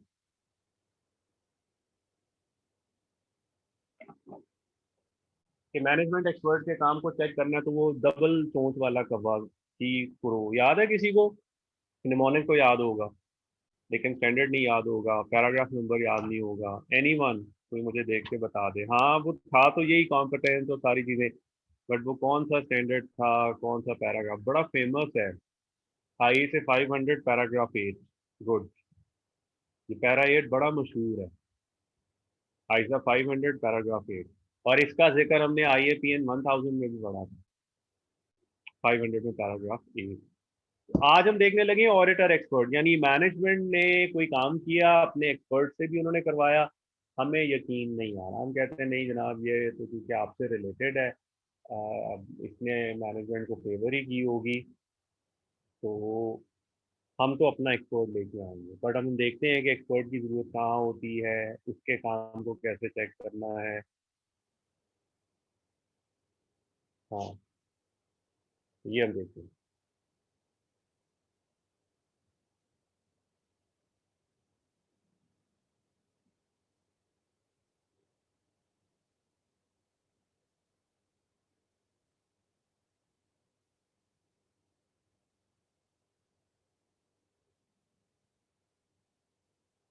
चले हाँ, इसको जल्दी से कंप्लीट करते हैं। छोटा सा स्टैंडर्ड है, इसको क्वेश्चन भी करेंगे। चलिए, ये बताइए, ऑडिटर जो एक्सपर्ट हायर करेगा इसके पैसे कौन देगा? ऑडिटर अपनी फी में से पे करेगा या क्लाइंट को चार्ज देंगे auditor expert? Yes, ultimately client नहीं पे करनी। और देखें, इसीलिए engaging in audit expert is a costly affair, it will increase audit fee. लिहाजा हमें हर जगह ऑडिटर एक्सपर्ट नहीं लाना। नहीं नहीं, हम नहीं मानते आपके, हम नहीं मानते आपके वकील को, हम नहीं मानते आपके टैक्स के एडवाइजर को, हम तो अपने से वर्किंग कराएंगे, तो ऑडिट की फी बहुत बढ़ जाती है। तो जहाँ जरूरत है वो ही लाना है। तो पहला मैसेज, हर जगह जो, या इस तरह समझ लें, जो चीज़ हम खुद अपने प्रोसीजर से वेरीफाई कर सकते हैं उसके लिए ऑडिटर एक्सपर्ट की जरूरत नहीं है। तो खासकर से area, material area, risky area, वहाँ पे एक्सपर्ट देने की जरूरत होगी। तो सबसे पहले है पैराग्राफ 2 में एक रिमाइंडर दिया जा रहा है कि स्टैंडर्ड में वो जो मैनेजमेंट एक्सपर्ट जो फाइल वो डील नहीं करता है, ये ऑडिटर एक्सपर्ट की बात है। और फिर दूसरी बात, ये ऑडिटर को कह जा रहा है ज़्यादा खुश ना हो, आप एक्सपर्ट एंगेज कर रहे हैं पर आपका ओपिनियन की रिस्पॉन्सिबिलिटी आपके ऊपर है। अगर आपका ओपिनियन गलत हुआ based on auditor expert work, तो कंपनी ने ऑडिटर पे ही सू करना। ओपिनियन देना हमारी जिम्मेदारी है। तो हम ये नहीं कहेंगे, मैं हम कहेंगे भाई हमारा क्या कसूर, ये तो हमने इसके ऊपर बेस करके तो आप इसको पकड़े नहीं, वो कहेंगे आप, हमारे लिए आप। हाँ वो अलहदा बात है, हम जो उस एक्सपर्ट को अलहदा से सू करेंगे, but that will be an another sue. Shareholders हमें ही सू करेंगे, कंपनी हमें सू करेगा। हम डैमेजेस रिकवर करने के लिए उस एक्सपर्ट को, भाई हमने आपकी सर्विसेज हायर की थी, आपने हमें सही जो है वो सर्विस नहीं। एनी हाउ, ये तो खैर जरा लीगल मैटर्स हो गए। पैराग्राफ 6 में आप पढ़ेंगे ऑडिटर एक्सपर्ट की डेफिनेशन, ठीक है, और साथ ही मैनेजमेंट एक्सपर्ट। और इसके लिए आप रेफर करेंगे वन, A1 में उन्होंने एक लिस्ट दी है कि वो कौन कौन से एरियाज हैं जहाँ पे ऑडिटर को एक्सपर्ट की जरूरत पड़ सकती है। वो वही है, लीगल एडवाइजर है, या कोई लैंड है, प्रॉपर्टी है, बिल्डिंग की वैल्यूएशन है, किन एरियाज में एक्सपर्ट की हमें ज़्यादा ज़रूरत पड़ सकती है, तो आप देख सकते हैं कुछ भी।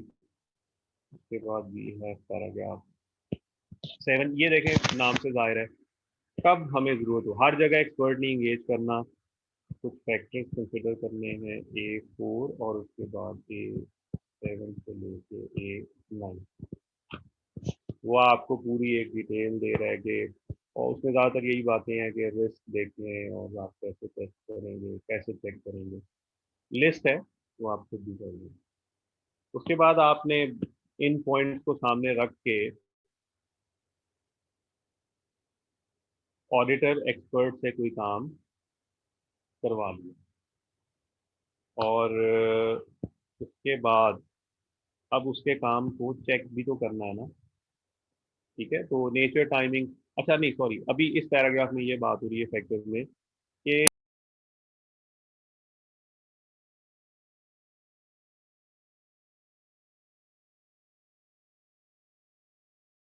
और उस हेल्प की नेचर क्या होगी। तो वो चीज़ें किन फैक्टर पे डिपेंड करती हैं कि हमने ज़्यादा हेल्प ले लिया कम लेनी, ज़ाहिर है वो नेचर ऑफ वर्क पे डिपेंड करता है, रिस्क ऑफ मटेरियल में स्टेटमेंट पे सिग्निफिकेंस। तो द मोर रिस्की तो उतना ज़्यादा हमें रिलाई करना पड़ेगा। फिर कुछ फैक्टर्स हमें बताए जा रहे हैं कि ऑडिटर एक्सपर्ट की जो आप हायर करने लगे हैं उसकी कॉम्पिटेंस, कैपेबिलिटी और ऑब्जेक्टिविटी आप कैसे टेस्ट करेंगे। लिस्ट दी गई है A15, सेल्फ एक्सप्लेनेटरी। उसका work, previous association with that expert आपको बताएगी, उसकी रिसर्च पेपर, उसकी डिग्री, तो वो वहाँ पे गिवन है। इसके बाद है, जब आप एक्सपर्ट सेलेक्ट कर लेंगे उसके साथ एक एग्रीमेंट बने, और उस एग्रीमेंट में ये बातें लिख लें, और फर्दर उसके अंदर कुछ चीज़ें आप करें A24, A25 और उसके बाद plus 20।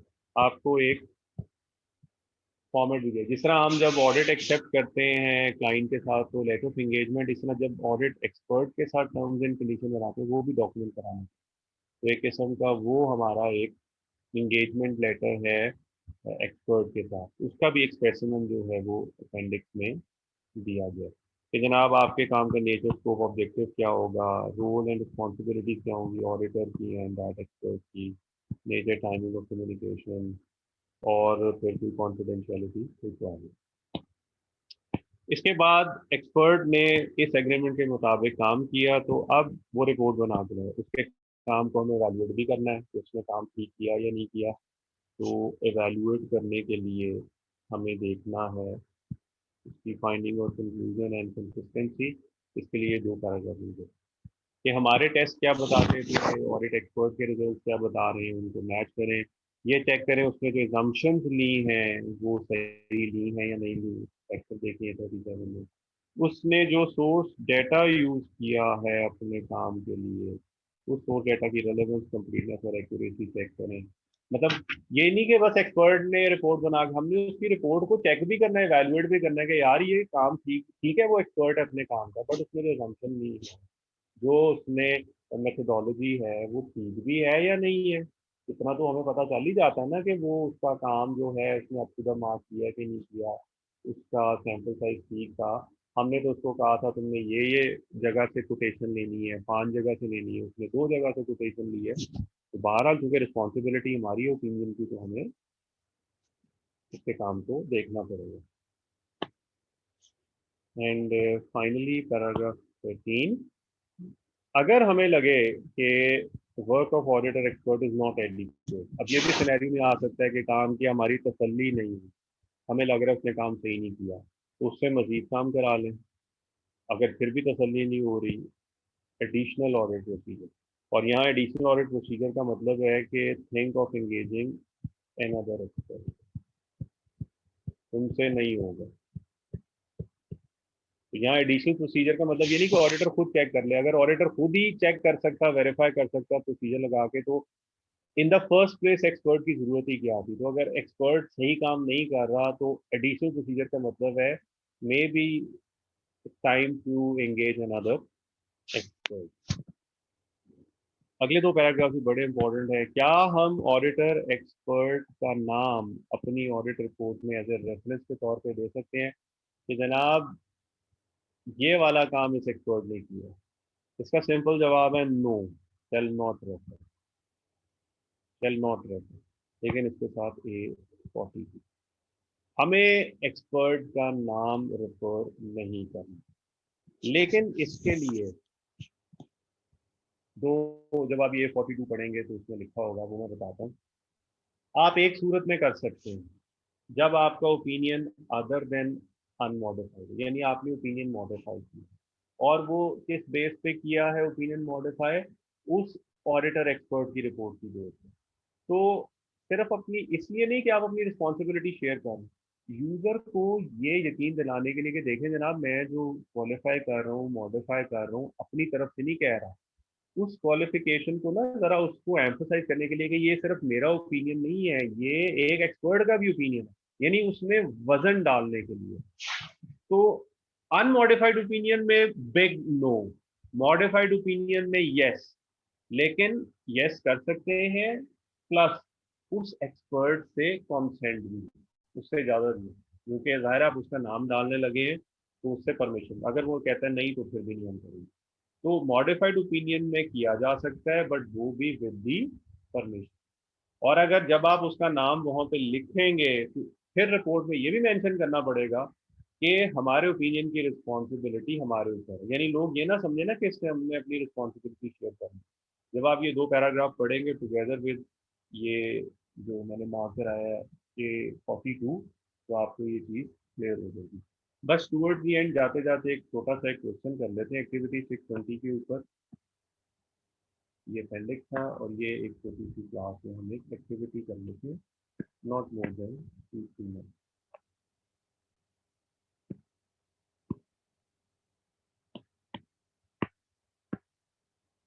Using an auditor expert. सवाल यहाँ पे ये है, आपने ये बताना है कि वेदर इट इज नेसेसरी, क्या जरूरत भी है use work in the situation. अगर रेलेवेंट हुआ तो आप बताएं ऑल्टरनेटिव, यानी अगर आप समझते हैं एक्सपर्ट की जरूरत है फिर तो एक्सपर्ट की जरूरत है, लेकिन अगर आप समझते हैं एक्सपर्ट की जरूरत नहीं है तो फिर बताएं कि फिर हम कैसे वेरीफाई करेंगे। अगर आप कहते हैं no expert is not needed, then question arises how would you verify, what would be your procedure. Following situations are both expected from an exam on previous syllabus. Number 8. The useful life of each oil platform is assessed annually on factors such as weather conditions and the period over which it is estimated that oil will be extracted. And you are auditing the useful life of oil platform. तो क्या ख्याल है, useful life of oil platform के लिए expert की जरूरत है या नहीं है?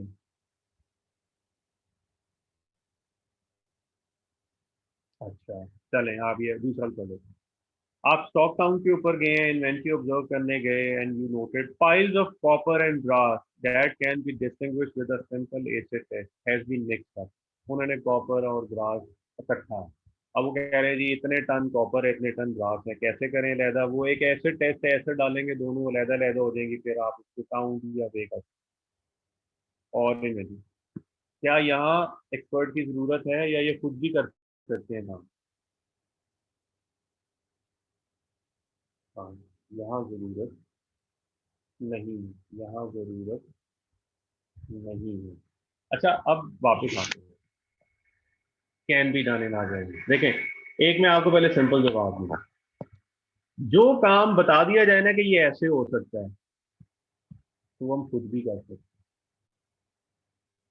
एक्सपर्ट की हमें जरूरत बहुत पड़ती है जहां हमें समझ ना आ रही हो काम कैसे करना है। ये बड़ा एक बारीक सा पॉइंट है, बड़ी मैडम, जहां बता दी ये काम ऐसे हो सकता है तो हमें मौत पड़ती है। ये ऐसा टेस्ट है, प्रिकॉशंस लेके एसओपीज लेके हम भी अपनी निगरानी में, अब सही लिखा, अपनी सुपरविजन में क्लाइंट से कहेंगे आप करें, हम देख लेंगे, हम चेक कर लेंगे। तो एक्सपर्ट की same is the situation with situation one. Useful life apparently तो आपने सही कहा भाई, एक्सपर्ट चाहिए, बट प्रैक्टिकली कभी ऑडिट में आप ऐसे की यूजफुल लाइफ के लिए कभी आज तक आपने कभी एक्सपर्ट एंगेज किया? कभी भी नहीं, नो नेवर। क्यों? वो बता रहा है कि ये यूजफुल लाइफ कैसे हो सकती है, फैक्टर बता रहा है, जब बता रहा है तो हम भी कर सकते हैं। कैसे? वेदर कंडीशन, तो क्या वेदर कंडीशन वाली रिपोर्ट हम नहीं देख सकते? ओवर विकेट प्लस, क्या दुनिया में एक ये वाहिद कंपनी है जिसका ऑयल प्लेटफॉर्म है और उसकी यूजफुल लाइफ का मसला है?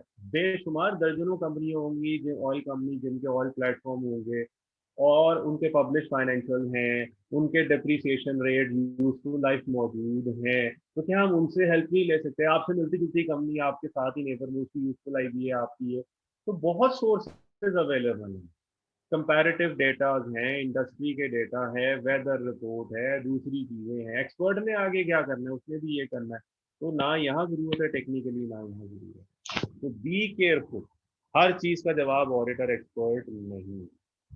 ठीक है, तो जो चीज किसी एफर्ट के साथ हो सकती है तो वो हम खुद भी कर सकते हैं। बेशक इनिशियल है, तो पिछले साल उसका, उस कंपनी का तो ऑडिट हुआ, उस जैसी और कंपनियों का भी तो ऑडिट होता है, पब्लिक फाइनेंशियल मौजूद है। उस तरह के व्हीकल, उस तरह के ऑयल प्लेटफॉर्म, उस तरह की प्लांट, उस तरह की बिल्डिंग, उस तरह की मशीनरी दुनिया में और भी हैं। उनके रेट्स अवेलेबल हैं। तो ये उससे कैसे डिफरेंट है, उसी तरह ही होगा ना, तो कोई मसला नहीं है। That is the message. So time भी हो गया, तो थैंक यू वेरी मच। कोई मसला नहीं, बेशक लेकिन ये स्टैंडर्ड 550 और 80 जो हैं, ये ज़रा बहुत इम्पोर्टेंट थे, समझने वाले। हमने 620 कर लिया। नेक्स्ट क्लास में इंशाल्लाह हम अपने इस टारगेट को अचीव करेंगे। और प्लस फिर हमें अगर मौका मिला तो कल ही, जो कल वाली क्लास है रेगुलर, उसमें ग्रेड 3 नहीं तो कल इंशाल्लाह ये कंप्लीट करके तो फिर परसों हम ग्रेड 3 में आएंगे। Thank you very much. कल इंशाल्लाह दोबारा रेगुलर टाइम पे आपसे मुलाकात होती है, यहीं से आगे हम इंशाल्लाह कंटिन्यू करेंगे। थैंक यू वेरी मच जी, टेक गुड केयर। अल्लाह हाफ़िज़।